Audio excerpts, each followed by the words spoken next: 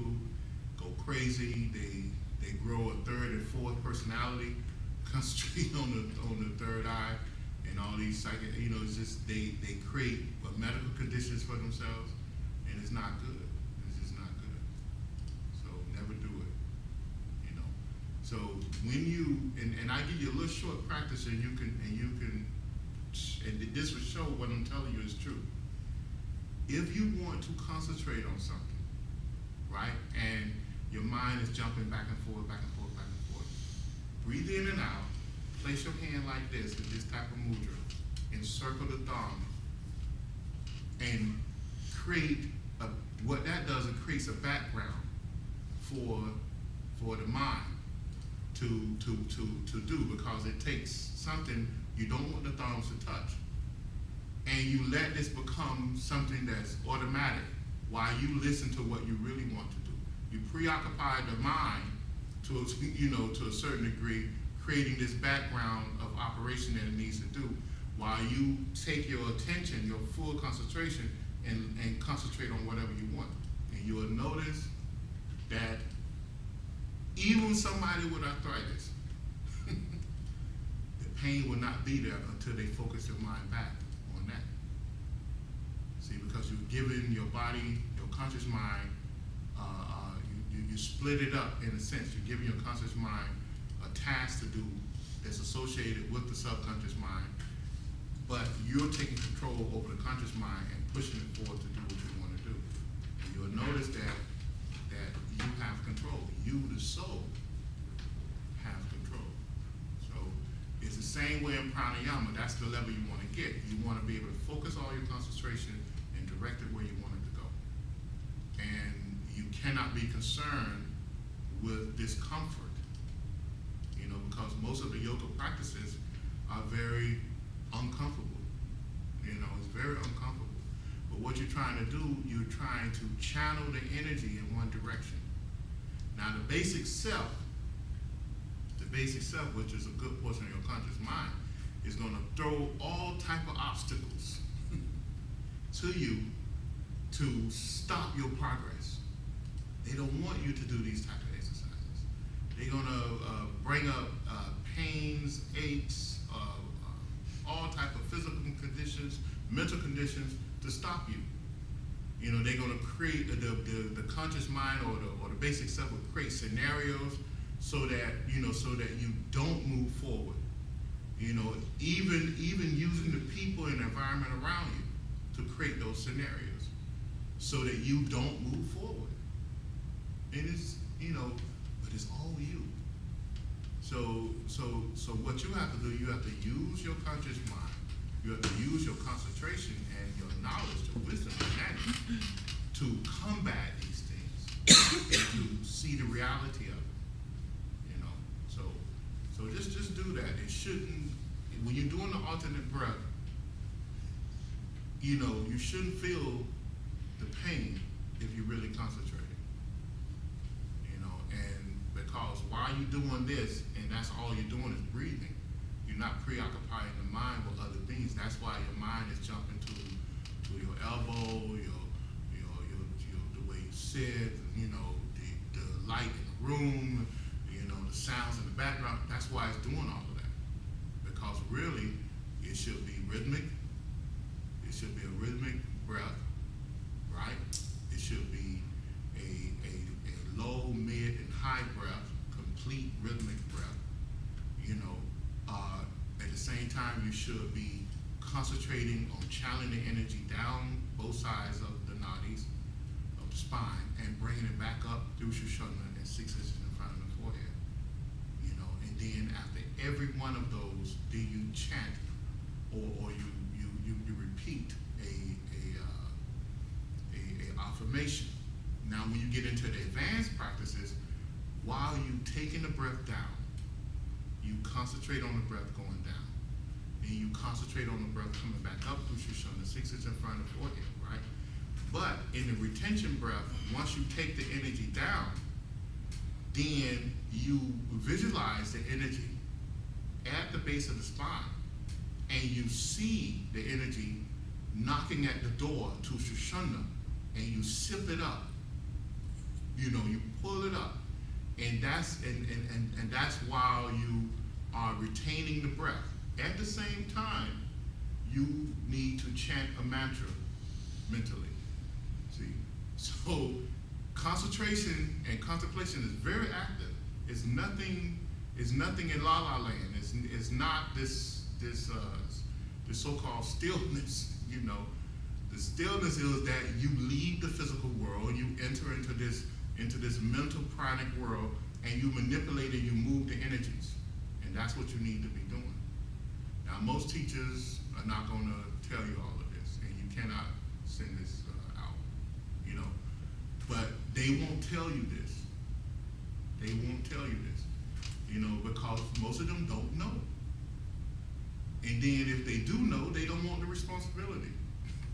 Yeah, that's why I think that's, they teach like low level, surface stuff. Because majority of the times they don't know. But are you hurting yourself or others if you are doing just what I told you, this type of breathing? Well, the breathing is good, but the focusing on the third eye is not good. Okay, the breathing is okay, forget the third eye, yeah. Because, as you said, maybe they don't want to, it's... Yeah, I think in most cases they don't know. Okay. Because if they did know, they wouldn't tell you to concentrate on the third eye.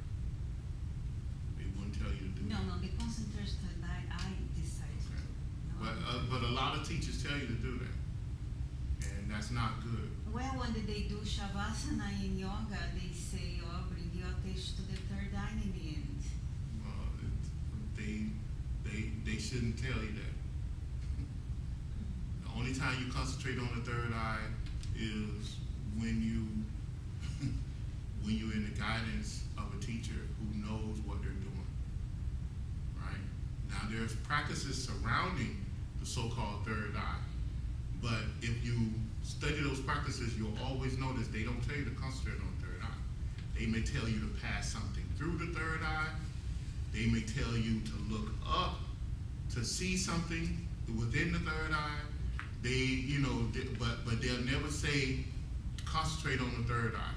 If it's real practices, if it's real ancient practices, they don't tell you that. And then when they do tell you that, they say do this in the guidance.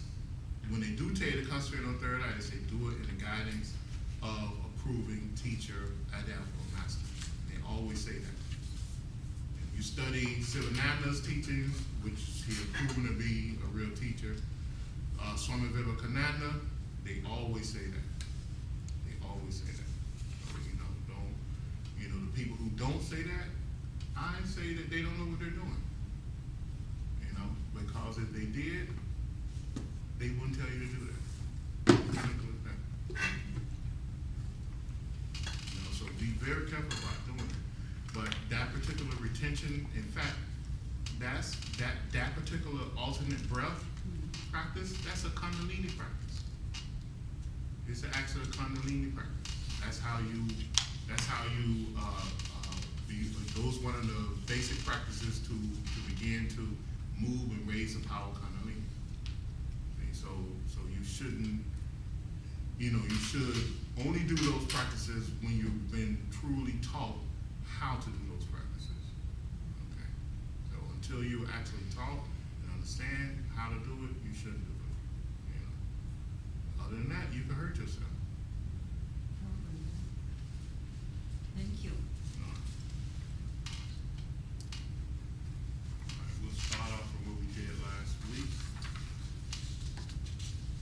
Anybody got any questions from last week?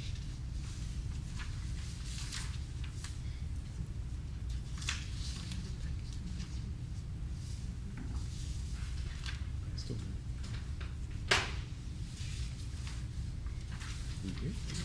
Everybody know where we left off from last week?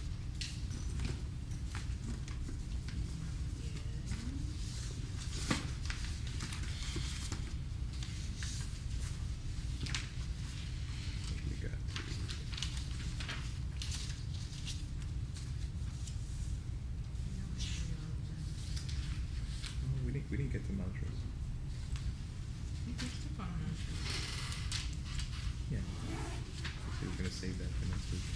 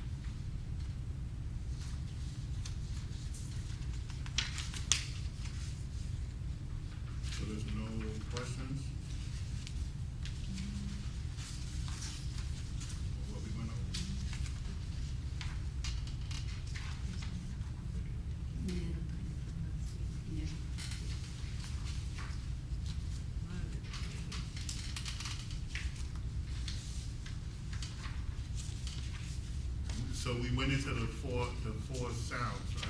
Yes. Yeah, we started to go into it. We what? We started to go into it.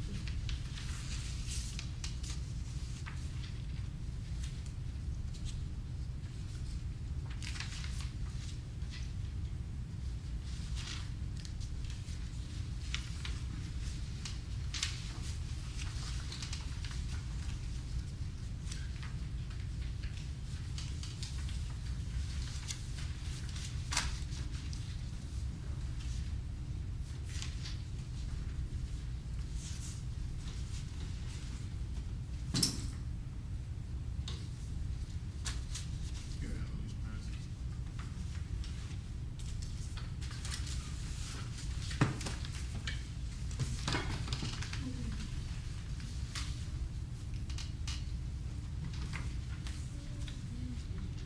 No, it's something different. Okay, let's go ahead and start.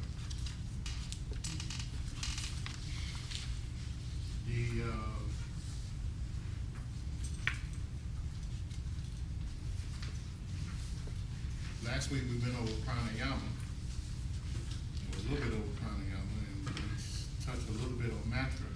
And this week I want to finish it off by going over the connection with pranayama and sound. And I think I told you last week that the chakras are nothing but what?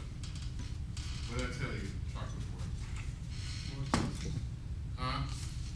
Vortexes. It's vortexes of but what? It's what? Who said it? Sound That's a vibrations. Sound vibration.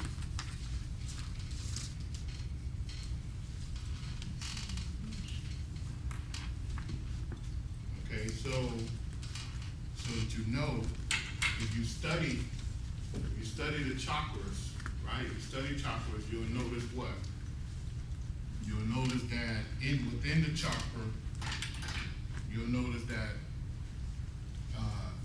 in the dead middle of the chakra, you'll hear them talk about bindu, right? Who all heard of the bindu? Huh?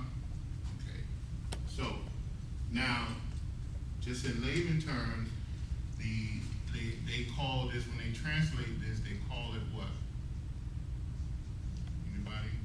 Before I finish? Spiritual germ. The spiritual germ, right? Right? That's what the bindu is. Now, in the mystics recognize this spiritual germ to be a what? A point of consciousness.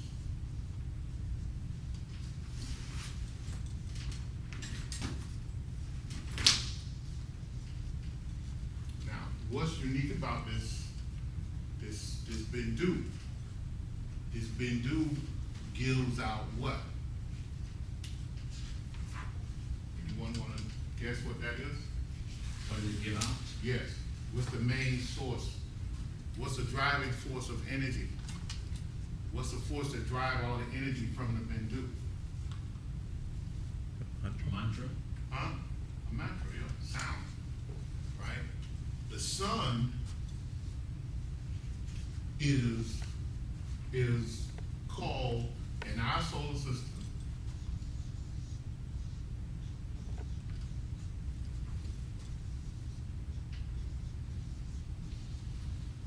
the Mahabindu. And what does the sun do? Gives out sound. Gives out sound. Every 32 minutes, right? Every 32 minutes, the sun releases what? A mantra. A mantra. Right? It released the creative word that we know of as A-U-M. Every 32 minutes.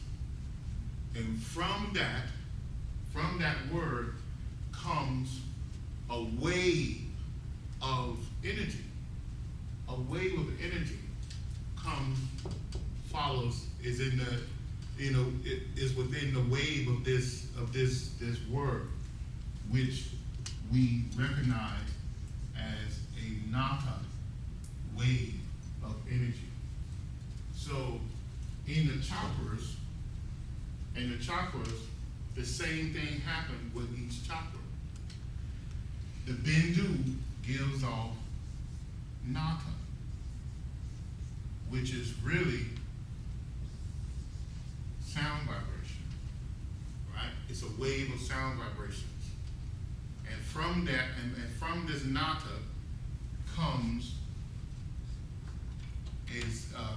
takes control over the Tavic, the bhutas, right? The pranas, right? The mind, energy, or chitta, all right?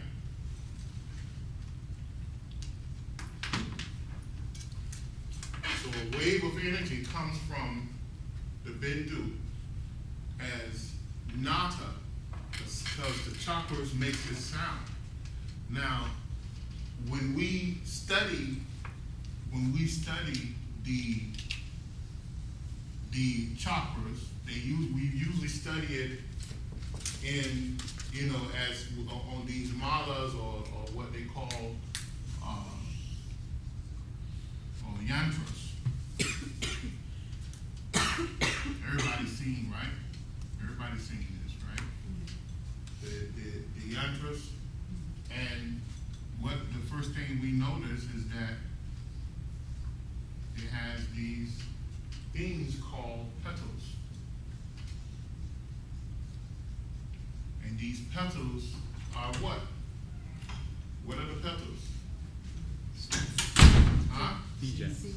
Seed sounds, right? Which is still sound vibration.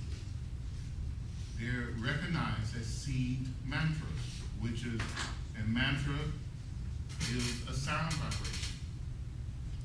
So when the bindu releases its sound, it creates these patterns of sound or seeds of sound, right, from the germ, which supports life. Because it is the Tavic matter that this whole solar system lives within the solar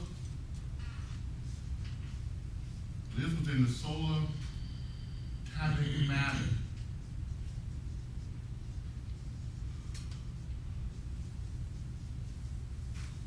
And that's why the planets and all the life forms on all the planets can exist, because the sun creates the condition in which all life can live in its solar plasmic field. Scientists know that. In fact, they call it the solar plasmic field. But the ancient people called it Tavic matter, because they said within the nata, within the sound vibration that's released every 32 minutes, it creates a blanket of Tavic matter. And within this Tavic matter, all life can exist within that Tavic matter. In fact, it is the Tavic matter that helps make up all things, along with our mind, the mind energy, which shapes and molds the Tavic matter to the right karmic specifications, okay? So, within this chakras, you'll notice that you have the seed, you have the bindu, you have the petals, and you have the Tavic, what they call in here, they call it the Tavic rays, right? Because the rays that come from the sun is collected and is deposited in each chakra. And from there, it's shaped and molded into what it needs to be. Here, one of these.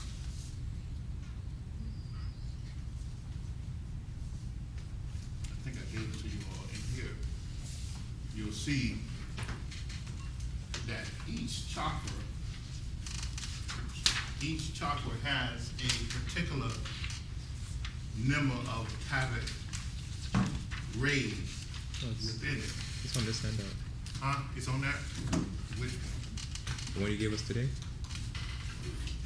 This is Muladhara, 56 Tavic rays, 4 petals. Show me where? Oh, yeah.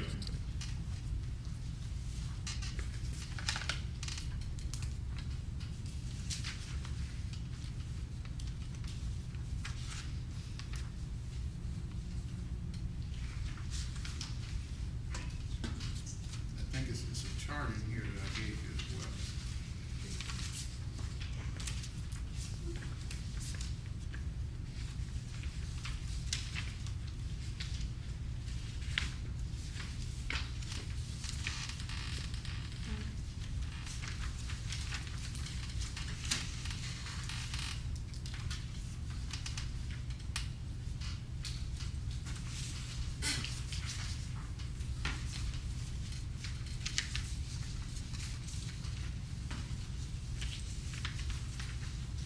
Everyone see what he was talking about on the chart?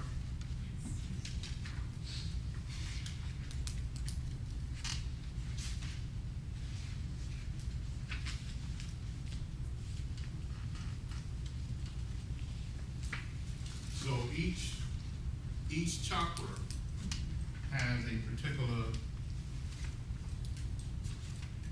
Tavic.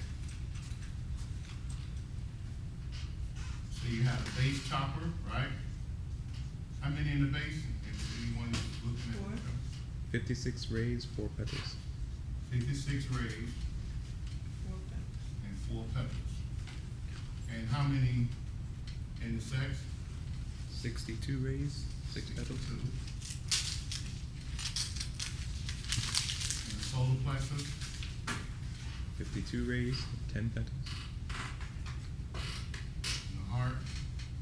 54 rays, 12 petals. And the Christ? The throat? 72 rays, 16 petals. And the crown. 64 rays and 2 petals.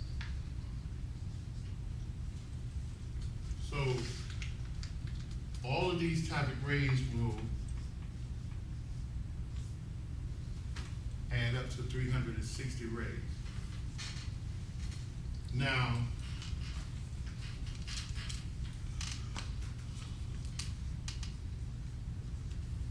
this, of course, is the 50 letters. So, this is an ancient science. There's nothing new about this. These are the rays of the sun, and this is the sound, the seeds of sound that's used to help mold the Tavic rays with mind energy. Okay? Then you have these Tavic rays, which are also sonic sound rays, sound vibrations. And you have these patterns of sound, which are the original samskaras of you, that's created by the soul. Because the Tavic, the petals are the petals that was placed there by the soul, right? Then you have the Tavic rays that came from the sun, or the god of this solar system, right? And the soul takes these Tavic rays and mold and shape them into you, into to create all the bodies that you have, right? Now, when we come to pranayama, right? The Nadis that was also created by the soul or initiated by the soul, right? Those Nadic pathways, where do they go when they leave the base spine? To the Christ. Where? To the Christ. To the Christ center. But in getting to the Christ center, they enter and exit what?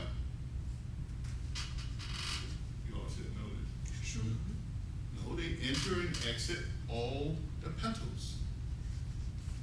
The nadis that lead that leaves the dormant kundalini, 242,000 nadis.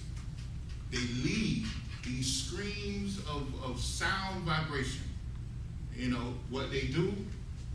They lead the base, and they go up, and they enter every chakra. But they enter the chakras and exit the chakras through the petals. So the petals at the doorway. Yeah. They enter and exit through the petals and go to the next level. See? So the Nadi pathways, they get their instruction or they're molded by the petals.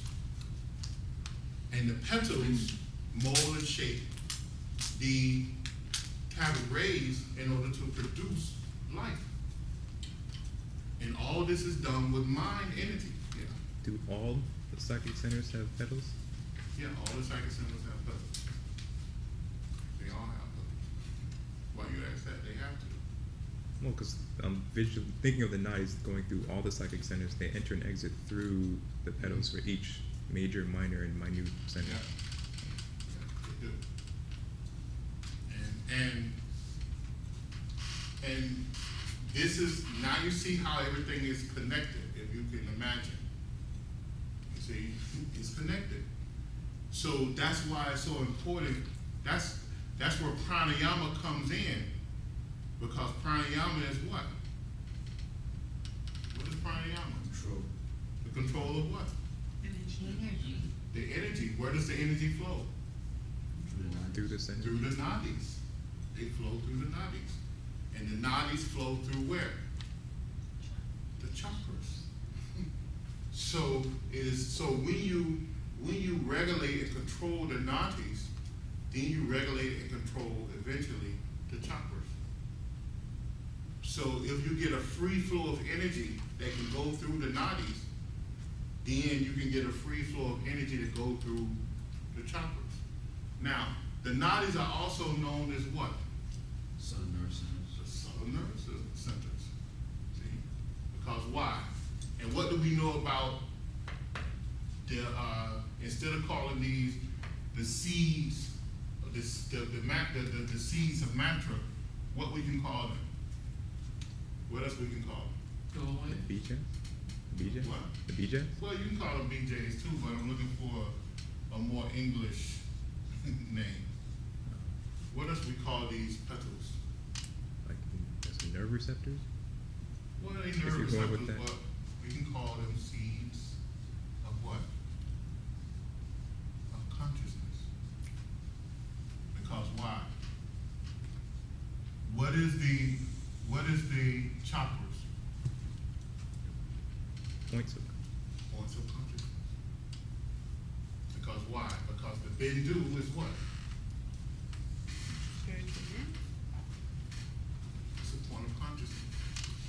And the petals are seeds of consciousness. So bindu is basically as a comic diva in a way. Yeah. The bindu represents you, the higher part of you, the spirit, the soul, the highest aspect of you. Because it is the bindu that you want to come into contact with when you truly move all the energy from the kundalini and push it up to that chakra. It is that energy that will actually open the door to the bindu. And the bindu is the door to all knowledge space. Okay? It has all the knowledge for that particular level. It has all the knowledge. So it's going even deeper, basically. Yeah. So, yeah. So because remember, each chakra is a rim itself. All right? This physical rim we know that this physical rim is basically the base of the spine. This physical realm and this astral realm is the base of the spine. We know that. And we know through ancient teachings that in order to escape this physical realm, this physical and the sex and the physical realm, because the physical realm is here. The astral and the physical realm is mainly these two chakras. It's also this two, but mainly these two. It's what most people live. It's a realm of existence. Okay? And that's why here on this physical realm, we relate everything to opposite and equal, to sex. You know, when we create a machine, we always relate it back to positive and negative. You know, we have a plug, and then we have a receptacle that we place the plug into in order to create the energy. And that's where our consciousness is. You know, we can't conceive of having that positive negative working in unison, right? To create something without all the side effects or destruction of something. See, we can't fathom that because why? Because this is where our consciousness is. So it on this physical plane, we know from the ancient teachings that within this is what they call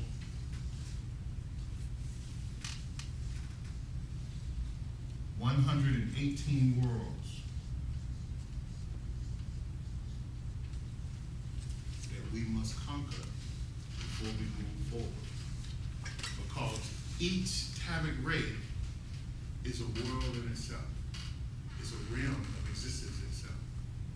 So in the ancient teachings, they tell us that in order to become an adept at the solar plexus level, you must at least conquer the 118 worlds below.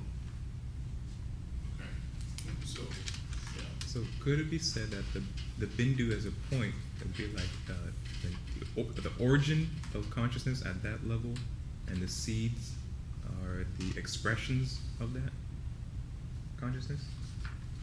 No, it's just like I said. I mean,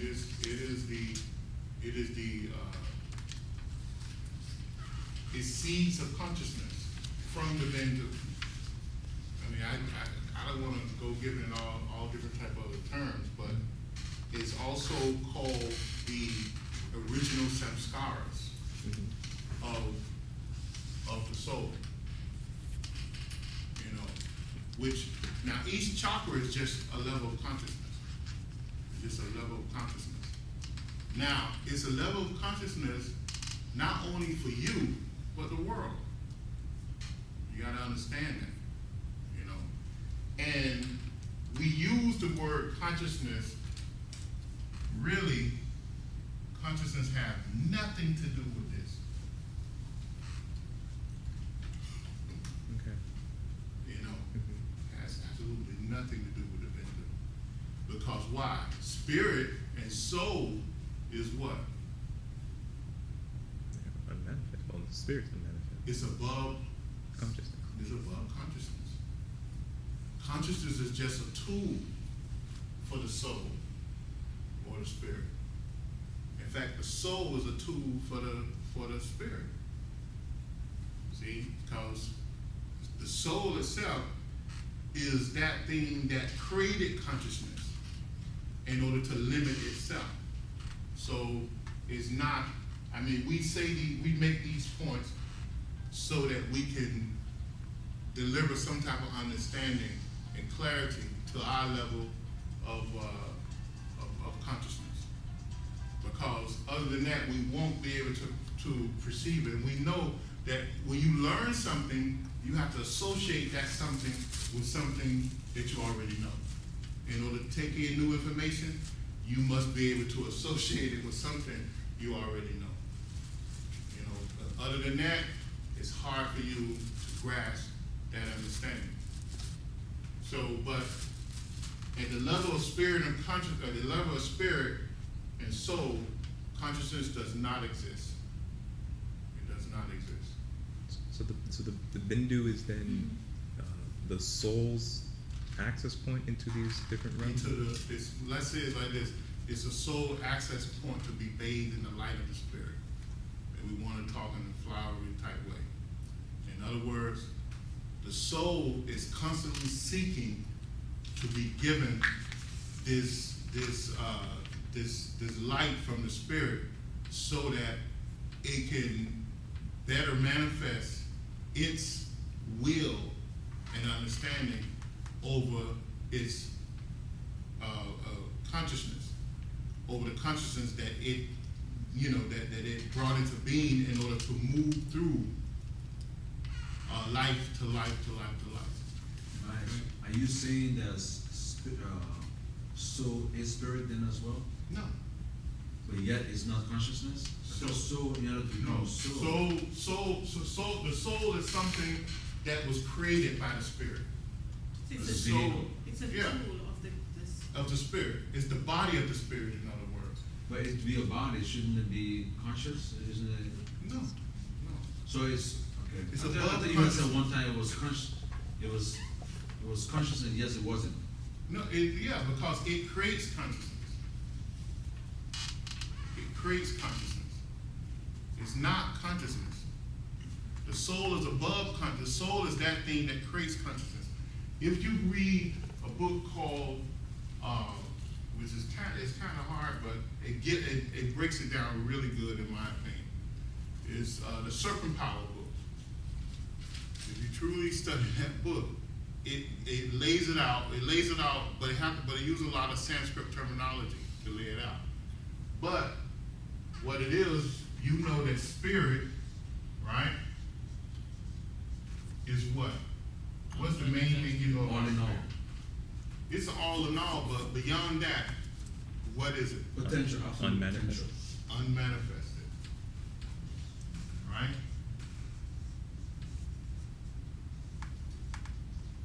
Right? It's unmanifested. Right? And you said what? You said what? It's all potential, you said? Yeah, absolutely.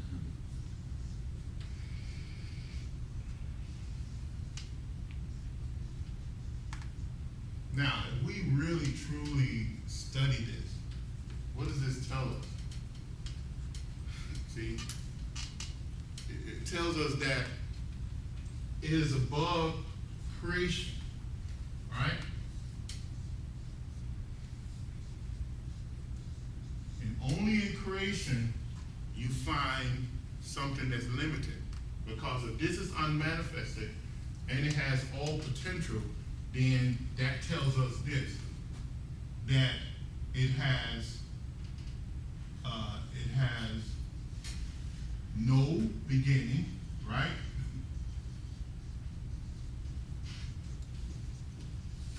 And if something has no beginning, it has what? No end. It has no end, right? So that's something we know about the spirit, right? Now, who is spirit? We are spirit. Our essence is spirit, because spirit is what? All in all. It's the all in all. It's the absolute. See? It's absolute. So now, for some reason unknown to us, and throughout all metaphysics, even is probably unknown to the galaxy. And the galaxy is a living being. Unknown to the sun, to the central sun. For some reason, the absolute God said, it was going to bring about this thing that we call creation.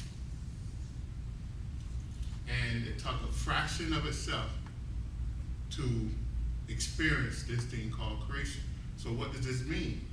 It means that it had to create this limited awareness, because at this level it has all awareness.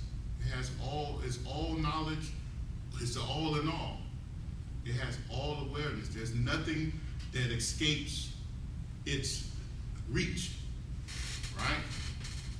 But it had to create this thing, which is limitation, in order to bring a part of itself into this thing called creation. Consciousness is limitation. It's limitation. And that is what it creates, the consciousness. It creates consciousness. So now if we just go back, let's step away from the universe or the universes. Let's step away from that, right? And let's go back to spirit. Just dealing with us, right? So spirit was faced with the same thing, because when we look at spirit again, we look at spirit on this level. That spirit is a what?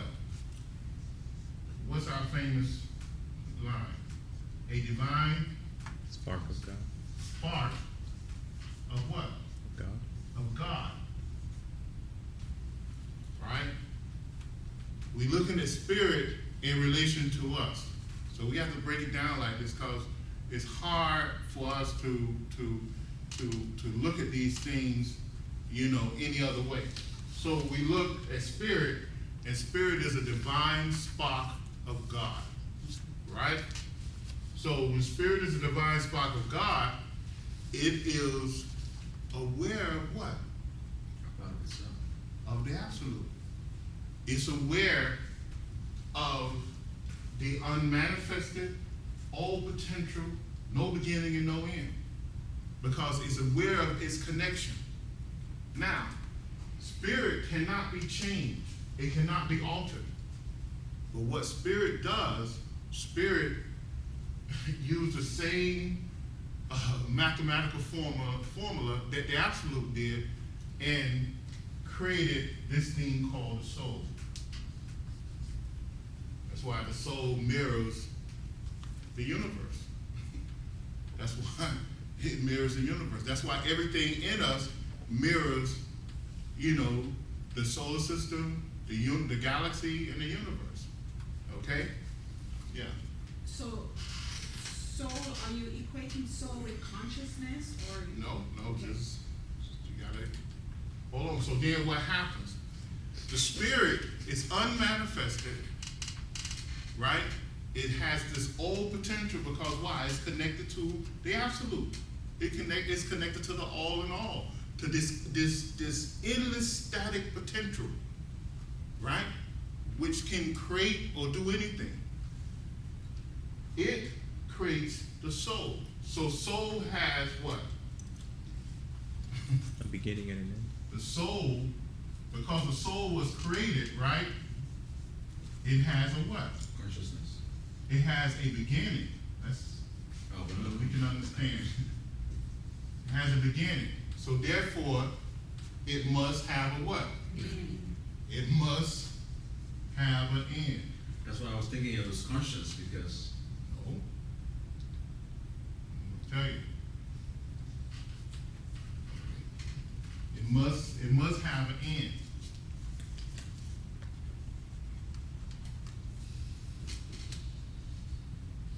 Why it must have an end? Because it had a beginning. But the soul is aware of spirit.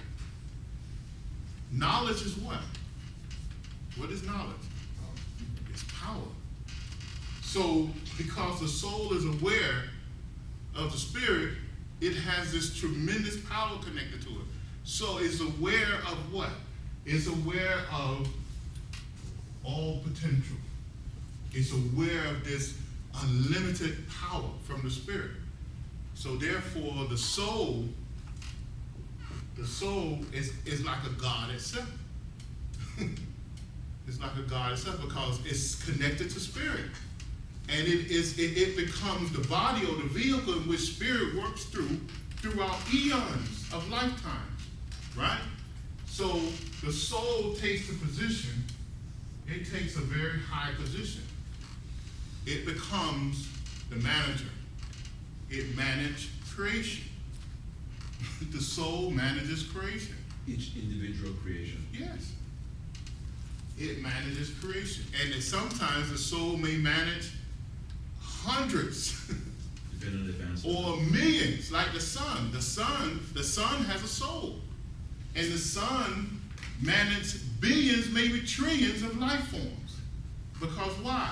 Because everything in this solar system is within the control of the sun's consciousness. Right? So what the soul does, the soul take a page from the absolute and the spirit, and it creates what? It creates consciousness.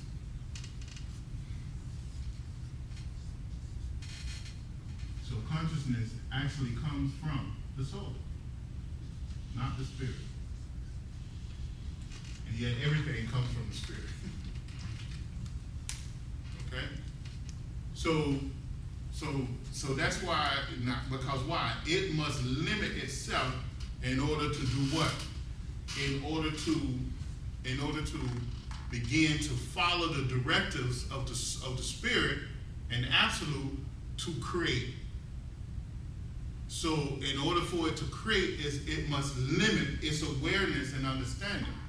So what the soul does, the soul creates a series of bodies to limit its ability to be aware of the absolute. And that's the journey of evolution, which gets us here, or gets the worm where it is, or the mineral life where it is. And then the journey of evolution starts back. Okay? So since the soul is outside of consciousness, does it evolve as well, or is it just the lower aspects of it? No, it is the soul. The soul is the soul. It is the position of power for creation. It's the power in which all life comes from. We can go deeper into it. I think I would lose you because it's more to it than this. I'm trying to give you the easy version of it. All right, because there's many aspects to the soul. There's many aspects to the soul in order for the soul to do what it's doing. But essentially, what it does, it creates an auric body, and that auric body begins to manipulate this thing called prana. On the many aspects of prana, the Tavic part of prana, the Mahabhuta's part of prana, the basic prana, the basic five major pranas, and the basic five minor pranas. It begins to manipulate all these things to create the superconscious, the superconscious mind, the superconscious mind, the subconscious mind, and the conscious mind. And all these things limits its awareness. And then it began a stage of evolution where it began to work back towards the soul and spirit. See? Now, in the Buddhist, I was talking to you last week about when it reaches that plateau, when it goes all the way down, right? And then evolution starts back up, right? When it does this, right, all these moves was made under the guidance of the great Mahadevata, which is the soul, right? So all of these were the correct karmic moves in order to bring about this point. Now that you're locked away from spirit, right? Right? And soul, you're only guided so far on the road to evolution. Right? Now, what am I saying? They say that nature takes care of what? Huh? The lesser evolved. The what? The lesser evolved. The lesser evolved. What did I didn't understand what? Nature takes care of the lesser evolved. Oh. Nature takes care of the animals nature takes care of what? The plant life. Nature takes care of all those things, right? But once you become Conscious. self-aware, right? What happens? You have free will. You have free will. And the evolution is now up to you. Now it's up to you. So now, at this point, any mistake you make at this point, right? What happens? Accountable for it. One mistake, right? You making one mistake or something that's not within the law, without it may take 101 actions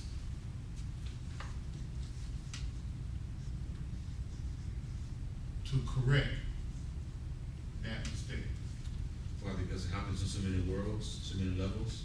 Yeah, And here we talk about karma. that's karma. This is karma. So this is where your negative karma or positive karma begins to really affect you. Because why? You are Responsible. self-aware. So at that point, you can make, and this could easily be one mistake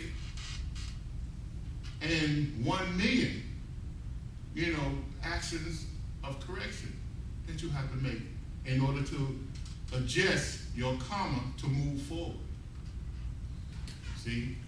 And that's the problem. Now, the Buddhists, they have a particular word, the Hindus do, they have a particular, I gave it to y'all before, I can't remember the exact Sanskrit word, but it's not really necessary because I'm explaining to you better than what they would have with the Sanskrit word. But this is what happens in your journey. Similarly, this opposite work as well. One good action could also equate to, make up for 100 100 mistakes. Yeah. So it's a counterbalance. Like I said, positive and negative. One action can give you 100 moves forward or give you 100 moves backwards.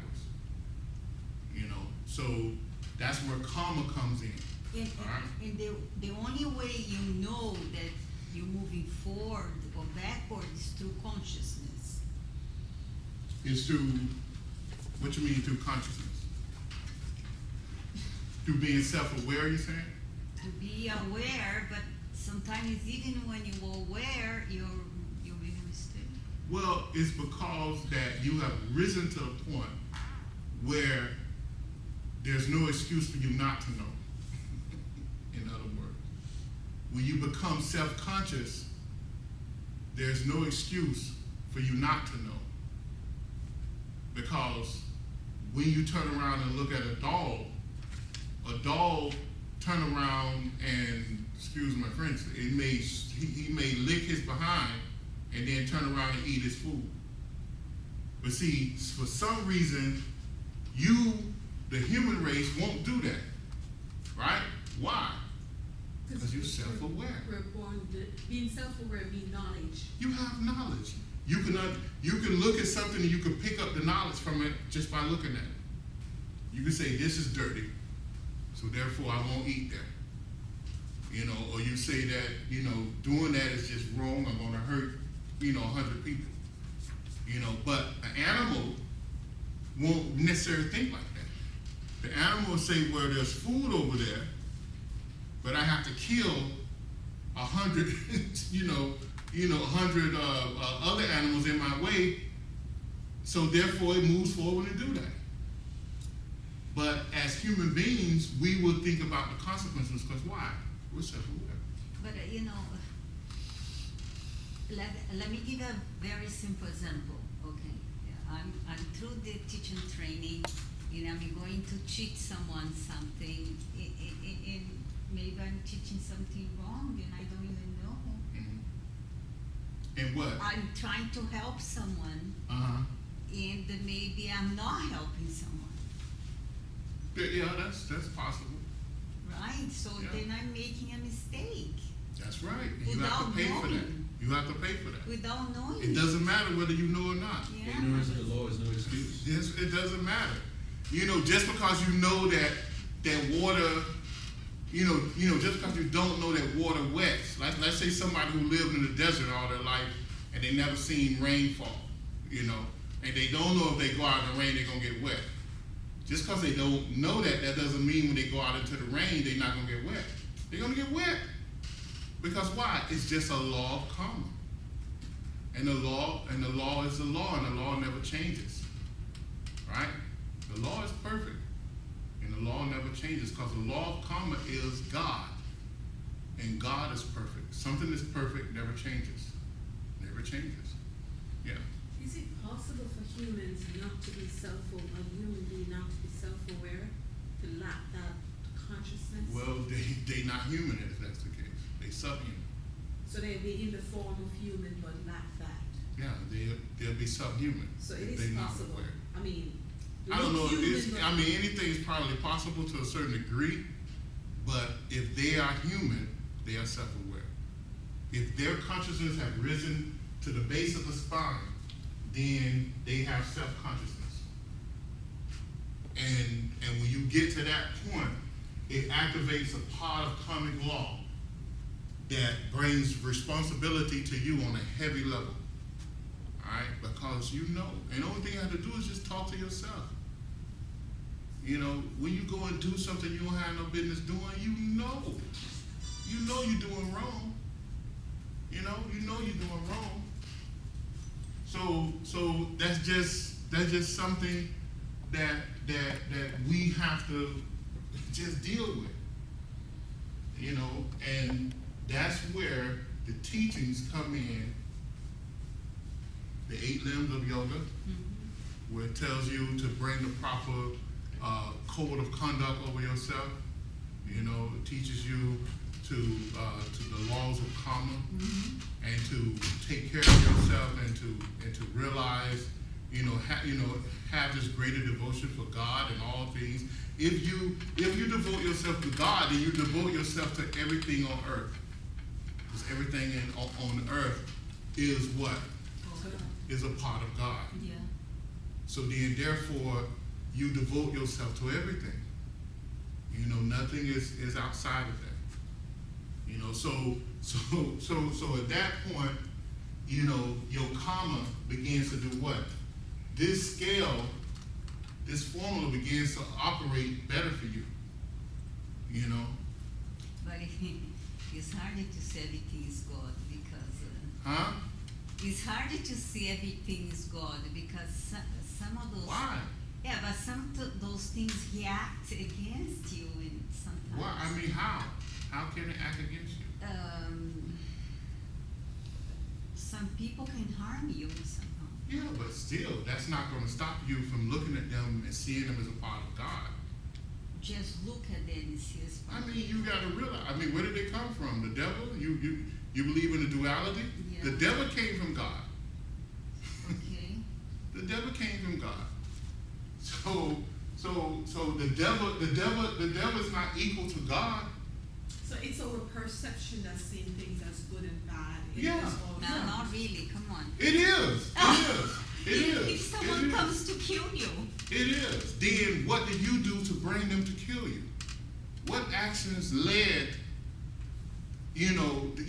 up to that? It just doesn't. You place yourself in that position to be killed. So you had to remove yourself from them. Yeah, or protect yourself. Is it possible that Maybe you have to kill them in order to protect yourself, or protect someone that's lesser than you. You know, so I mean, there's a time for everything in life. Is it possible that the action is the balancing of karma? Yeah, all actions is a balance of karma. All actions, yes. All actions. You know, that's why I'm saying, study the teachings. Study the teachings. The Bhagavad Gita is a story about what? Yeah, the battle. The battle. Death, war, the Bible. The Bible is one story after another of killing. it's teaching you the laws of karma. It's teaching, you know, that there's a time for everything under the sun. You know, so I mean, there's no duality here in the sense that the devil has his kingdom and God has his kingdom. That's foolish. Right, I do. That's foolish. Everything came from God. Everything came from God. And it's to the level that we operate on whether we can deal with the so-called evil or good. You know, because what's evil to us may be good for someone else. And what's good for them might be totally evil for us. But it's the perception, it's the level of consciousness that we operate on and they operate on. You know. So it might be the lesson that they need for that particular time in their karmic, you know, journey. And it's the lesson that we need for our karmic journey. And that means that it's not bad. It means that it's necessary. Good and bad is all relative. You know, yeah, good and bad is relative, yeah. It means that it's necessary. You know, the people that live in communist countries, you know, we may hate it and we may say they're depressing the people, in which they are, as far as we're concerned, right? But somehow, that collective consciousness of people brought that upon themselves. Right? And it's not until they realize that they will live up out of that. You know, no battleships, no missiles and killing of innocent people is going to change it. It's not going to change it. It's when those people say, okay, this is enough. I want these idiots out of office, and we're going to move forward with an open government. That's when it's going to happen. You know, and it's not going to happen until then. We've seen that through the, you know, a couple of years ago, the Arab Springs, when there's a people in the street changed government. Out of the blue. Yeah, changed government, and it's funny because was back in the 30s or 40s that Swami Sivananda, someone questioned him one time, and he said, "Well, you're dropping bombs when you should be dropping food. And when you drop the food, send a letter and tell them that the food came from the enemy. and you can have much more of this if you get rid of your government." And the people will change the government because most people just want a good life. They just want to have opportunity. You know, so you don't have to go and kill, you know, 100,000 people or 100 million people to get what you want. One good example of the perception is what happened in the Middle East with they thought it was okay, they were doing the right thing. Mm-hmm. You know, Gaddafi?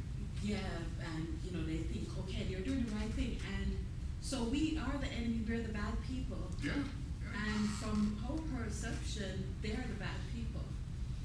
Yeah. So it's perception, yeah. You know, all the conniving and CIA foolishness and just manipulating people, you know, it's just, it backfired on them. You know, and it's never good. The only thing you have to do is educate the people. This is what you're missing. Change the perception of consciousness. That's, I think when Jesus said turn the other cheek, I think that's what he was saying. Look at it from a different perspective. You know, so your enemy come and slap you down, you know, and you say turn the other cheek. Look at it from a different perspective. It's not get up and turn the other cheek so you can get beat down again. No, look at it from a different perspective. You know, this is where that person is right now, so that's why they have to use the violence. They just, you know, they in this state of rage that they can't do anything about right now. You know, so you don't have to turn around and kill them. So that's, I mean, everybody kind of get this? So you understand soul and spirit? So soul moves forward to create that limited consciousness, to allow the journey of life to take place. I have a question. Yeah. When there's an and it's like an amalgamation of beings, like in the sun, for example. Mhm. We have many beings coming together to create the logos of a sun, of a planet. Mhm. Are there souls coming together as well, or is it just the lower aspect? Is just one soul with these many beings? Well, see, that's where I was telling you, it's far more than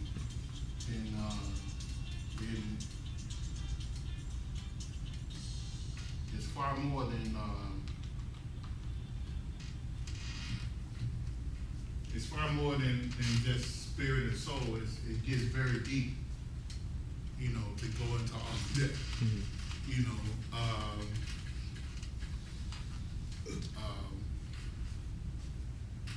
in other words, let me say this: no one has one soul. Okay, it's impossible to have one of anything. Okay, and yet on the total opposite side, it's not impossible. on this level, it's not impossible, but on this level, it's impossible. See, on the spirit level, it's possible, but once you enter into the manifestation, the manifested level, it's impossible to have one of anything. Okay, it's totally impossible. But just so I can teach you and transfer the information to you, I have to do it in this singularity type thing. But it's impossible to have one of anything. All right? So it's almost ridiculous, really. So, but just for now, until we get to the more advanced stuff, we'll deal with it like this so you can understand it. All right?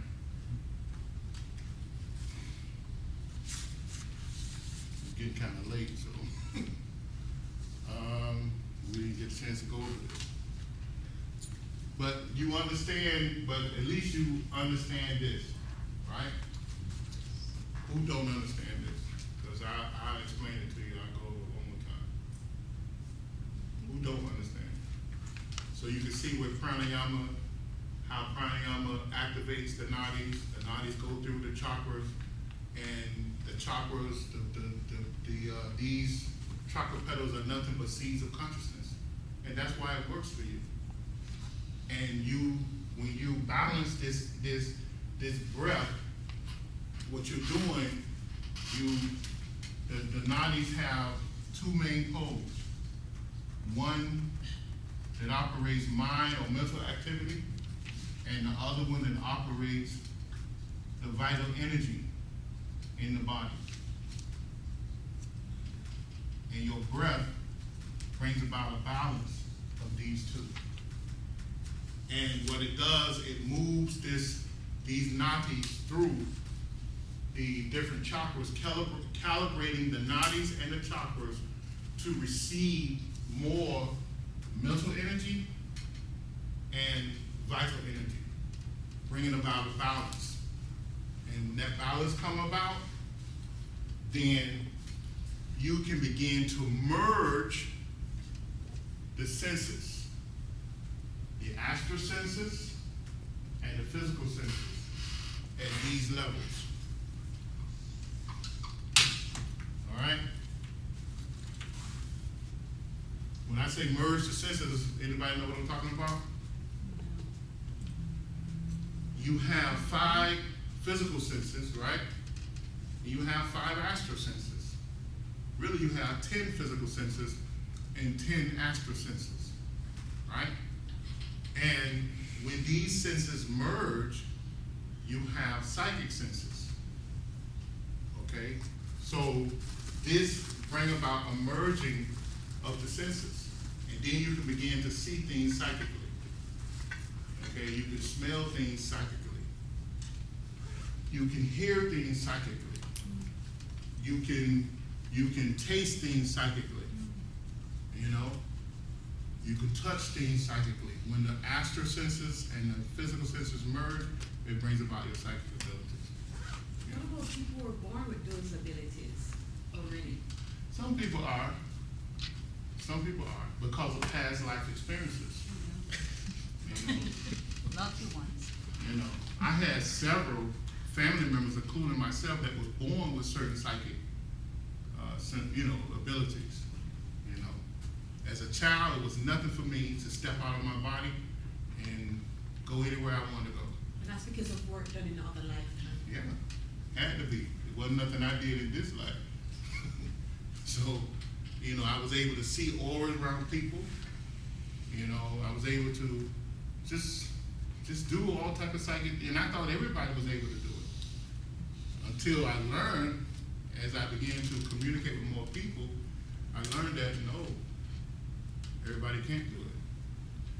So some people are born with that. But it's an ability that everyone can develop. Everyone can develop it. And this is the way you develop it. It's through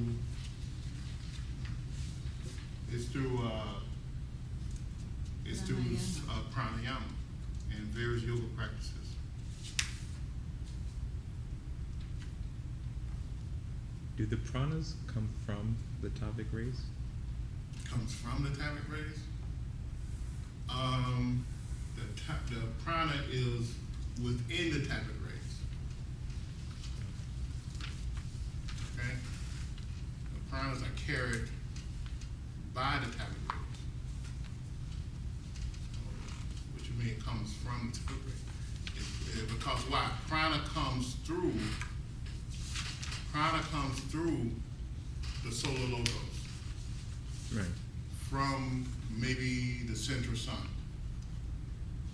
And the central sun received it probably from another greater source. You know, the lesser laws of creation, you know, or the laws of creation, balanced by the laws of karma. Mm-hmm. And then the prana will come to our solar logos and then come to us.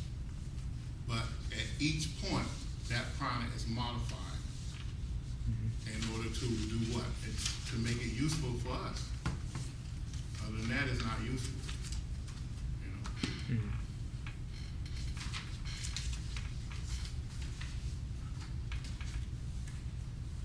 Any other questions?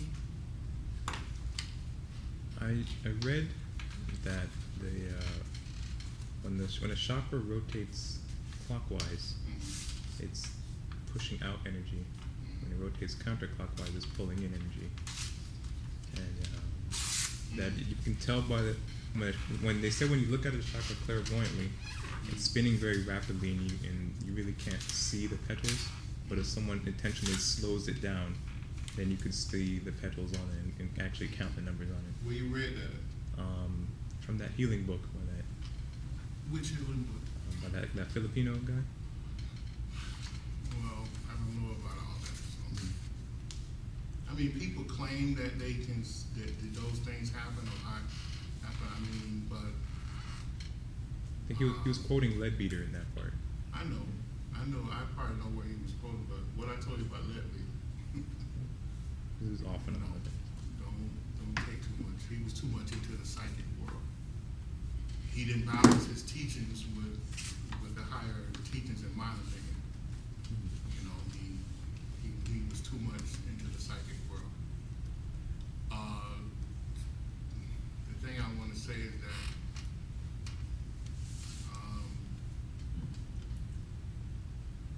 the petals operate on several different realms of existence or vibrations.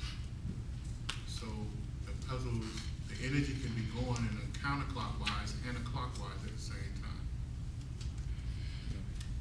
Mm-hmm. You have positive and negative energies coming from the chakras at the same time. You know, so you can have very highly elevated energies coming from the chakra, and you can have negative energies, highly negative energies coming from the chakras at the same time. Mm-hmm.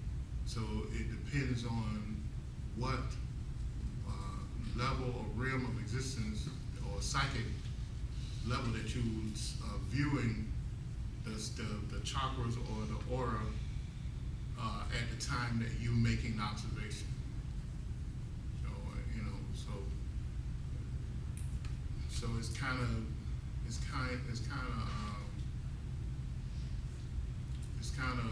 I wouldn't say specifically that that's the case. I wouldn't say that.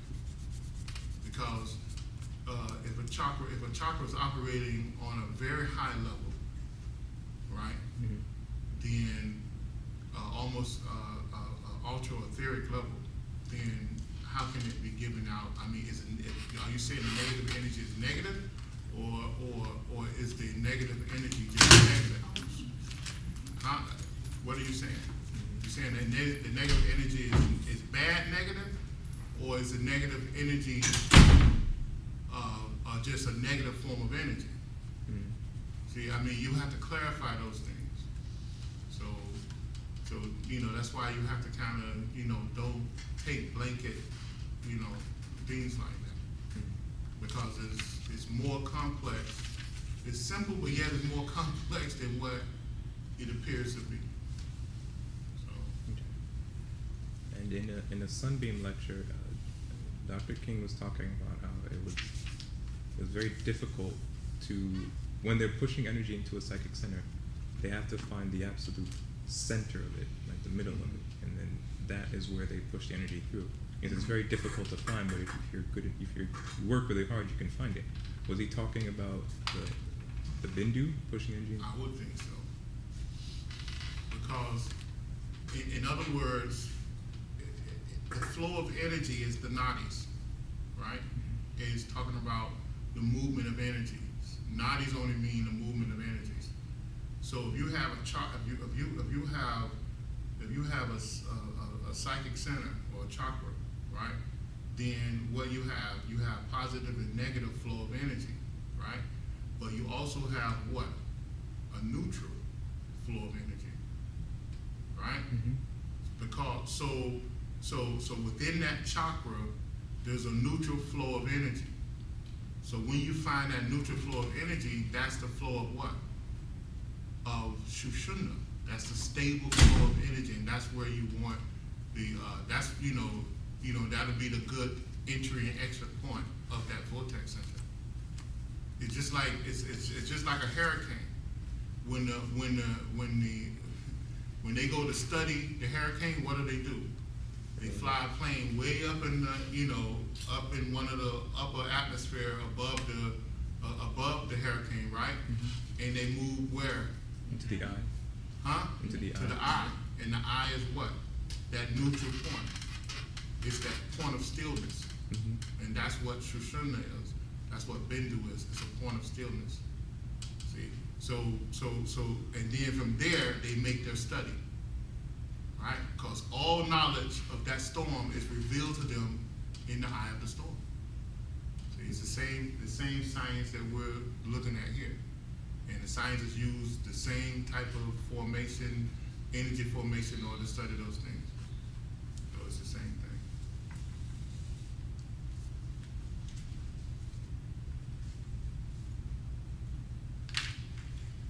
So now you see how ridiculous that sounds, right? Yeah. Huh? Yeah. Okay, I guess we'll close out.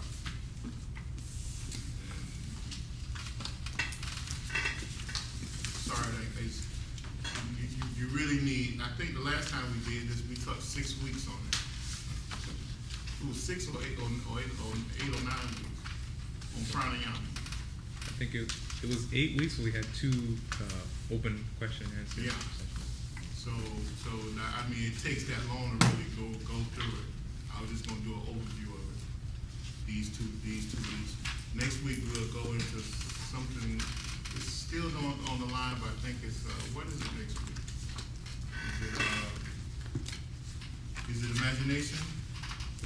Your imagination and visualization. Yeah.